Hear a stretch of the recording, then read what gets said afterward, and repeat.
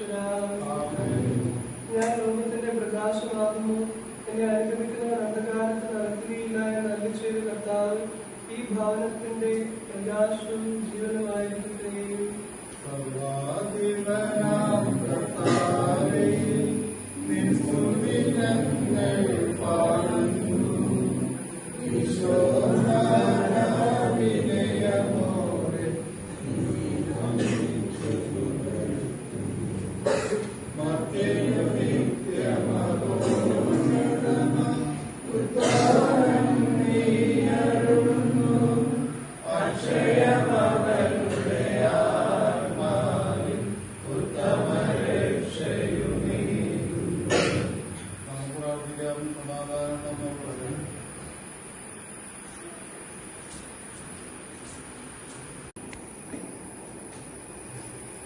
ഞങ്ങളുടെ ദൈവമായ കർത്താവേ, ഈ ഭവനത്തെയും ഇതിലെ നിവാസികളെയും